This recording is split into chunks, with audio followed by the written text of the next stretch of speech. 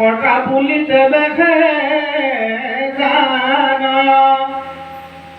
জ্ঞান বৈৰাগ্য থাকে জানে কত জ্ঞান দেহ ভিন্ন জীৱ ভিন্ন দুয়োটা জ্ঞান দেহ আৰু জীৱনটো যে দুটা বেলেগ বেলেগ তত্ত্ব সেই কথাবোৰ যেতিয়াৰ পৰাই জানিবলৈ বিচাৰিম বা আৰম্ভ কৰিম তেতিয়াৰ পৰাই আমাৰ বিবেকৰ সৃষ্টি হয় বুলি ঈশ্বৰ কৃষ্ণ ভগৱন্তই নিজ মুখে কৈ থৈ গৈছে।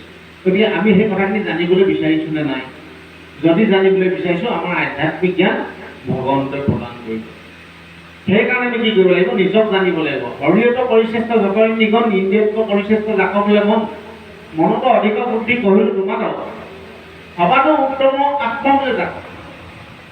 যাৰ শক্তি যি শক্তি ভগৱন্তই আমাক প্ৰদান কৰিছে সেই শক্তিৰ দ্বাৰা চকু দুটাই দেখিছো, কাণেৰে শুনিছো, জিভাই হোৱাত লৈছো, হস্তপদ মই বিভিন্ন ধৰণৰ কৰ্ম সম্পাদন কৰিছো, ভৰি দুখনে বিভিন্ন ঠাইলৈ গৈ অহা যোৱা কৰিছো। গতিকে এই কৰ্মখিনি যি শক্তিৰ দ্বাৰা আমি উপলব্ধি